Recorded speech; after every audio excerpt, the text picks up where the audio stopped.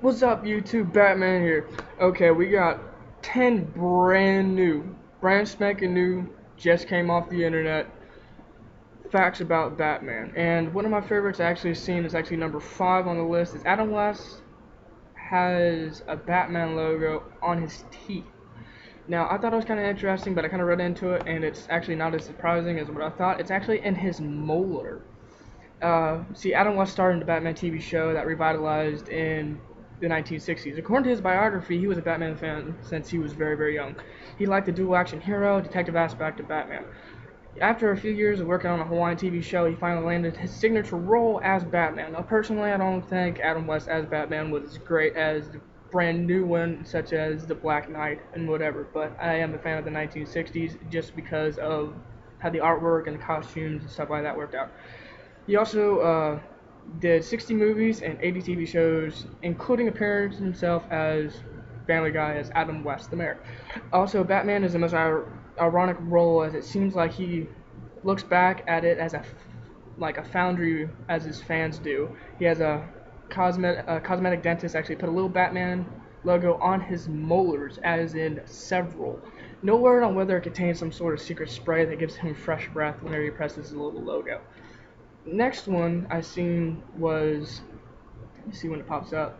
Harley Quinn was originally created for a one-time appearance on Batman, the animated series that was so popular that she was actually added. Harley Quinn was first introduced in 1992. That's actually a year before I was born. To the Batman, the animated series, as she was animated equivalent of a walk-on role. She wears traditional Harley Quinn jester clothing, hence her name Harley Quinn. The episode called for a number of police officers to be taken hostage by someone jumping out of a cake. And the writers thought it would be weird to have the Joker do that, because Joker might be crazy, but I don't think he's gay. The Joker ended up doing it anyways. I don't think the Joker's going to be a stripper and do that either. Anyways, the Joker ended up doing it anyways, but not the point. They created the supervillain Harley Quinn, the girlfriend and sidekick of the Joker. Appeared in a dream sequence instead. She was so popular that she became a regular and was added to the canon. In the comic book, she described as Harley Quinzel, a psychiatrist at the Arkham Asylum. She falls for the Joker and becomes an accomplice and sometimes lover's sidekick. She falls hopelessly in love with the Joker and helps him escape the asylum. Thus, it begins. So, that's a fun little fact. Actually, she's a walk-on, so I think it's kind of weird how a psychiatrist of all people would fall in love with Batman, but that is a really fun fact. Also, Pee Wee Herman was the reason Tim Burton directed Batman. Warner Brothers hired Tim Burton to direct Batman due to the final success of Pee-wee's Big Adventure. Pee-wee's Big Adventure grossed 40 million worldwide. The film was Tim Burton's full-length debut as director and starred Paul Reubens, who co-wrote the movie script. It goes on to say that Reubens and the producers hired Burton to direct the film after being impressed with Burton's films Vincent and Frankenweenie. Though Pee-wee's Big Adventure received mixed reviews, it was nominated for Young Artist Award and for giving a sequel. Due for the financial success of Pee-wee's Big Adventure in 1985 and the 1988 film Beetlejuice, Warner Brothers hired Burton in 1989 to direct Batman. Starring Michael Keaton, Batman grossed more than 400 million and set a new record. Others starring in the film was Jack Nicholson, Kim Basinger, and Robert, which actually doesn't give me the rest of his name. I'm guessing it's something weird. And also, a Batman villain is an Alice in Wonderland obsessed pedophile, which I thought was absolutely crazy. It turns out people who only follow the Batman movies might be familiar with the chilling antics of the Joker, the Riddler, Catwoman, and the Penguin, but their heinous acts might just be overshadowed by those of the Mad Hatter. In Batman comics, Jervis Tetchett, a genius scientist who styles himself after the Lewis Carroll character, he wields an oversized hat, speaks in rhyme, but his tea parties are far from innocent. Tetch often kidnaps children and makes them roleplay as Alice and the other characters from well-known children's stories. His villain, who might even give the Joker the creeps. So I thought that was pretty cool. The Mad Hatter from Alice in Wonderland. Also, it's the old one, not the new Alice in Wonderland, but the old one. That's when they came up with the idea. Also, The Dark Knight is the very first Batman film not to incorporate the word Batman in its title. The film was such a success that the director Christopher Nolan was making a second film without the word Batman. The third and final installment of his comic book vision in the entitlement The Dark Knight Rises, and will be coming in theaters, July 2012. So it's an older fact. TDKR will feature Annie Hathaway in the role of Catwoman, The Inception's Tom Hardy as Bane, who is fucking awesome. Except the only thing I don't like about the new Bane is just the dude with the mask. It doesn't have all the cool, like the poison that makes him have like Hulk syndrome. It buffs up and gets all huge.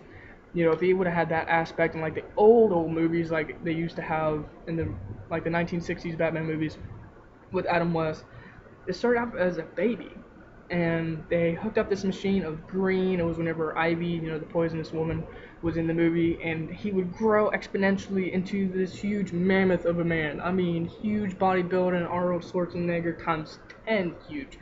And actually, this is despite rumors that the new film will feature Johnny Depp as the Riddler, and of course, he didn't actually show up. So the Batman will be facing off against a villain called Killer Croc, which is actually in the game. I don't think it's actually in the movie. If it was actually in the movie, I think it would have sold a lot better, because, who doesn't like Killer Croc? Seriously.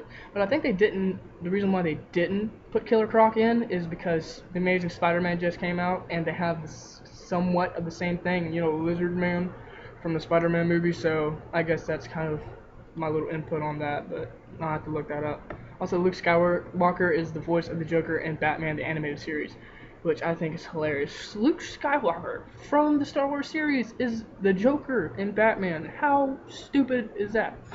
He said, they know this sounds crazy, but it's true. The actor who played Galaxy's final Jedi Warrior has a bit of a dark side, lending his voice talents to the animated series of Batman arch nemesis. Mark Hamill has played the Joker since 1992, Emmy Award winning animated series, and has appeared in most of the films, video games, and anime spin-offs. And since then, last year Hamill appeared as his clownly alter ego in the blockbuster video game Batman Arkham Asylum. So that means in Arkham Asylum, the dude that plays Batman, the Joker, is Luke Skywalker, which is really weird. That just popped into my head. You know what? Leave me comments or something what you think. If you actually knew this, or what do you think would have been a better person to play the Joker?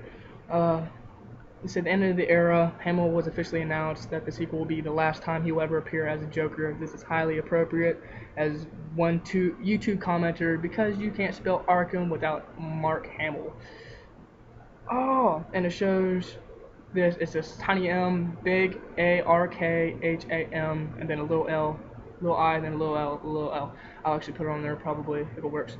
So, and then there is one more, which is loading. The town of Silent Hill and Arkham Asylum are based on real places. So, I'll give you a quick recap of this because my videos are starting to run out. It died after the turn of the century asylum in Arkham, Massachusetts. The creepy labyrinth-like hallways and patient's room are stretched from the real deal. The Arkham Asylum comes from Batman and DC comic video games. Silent Hill is an abandoned town that also has fog and mist covering it. Fuck Silent Hill. I never watched the movie, never enjoyed it, thought it was retarded. So, yeah, that is 10 interesting facts. Brand spanking new. I just got a hold of this material. Send me subscribe,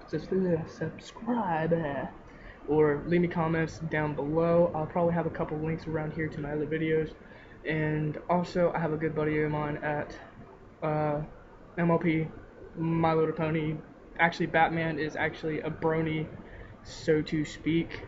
Adam West is a brony, and a couple other people are bronies too. So I'll probably put the link down there to where you can go to the brony site and learn a whole new dimension of weird shit. I'm not a My Little Pony person myself. I am not a brony at all, but gotta help them out to be able to make that YouTube money. Okay, thank you, and I gotta pause it. Bless your face. If you sneeze, bless you, and I gotta pause. So, holler at the buskers.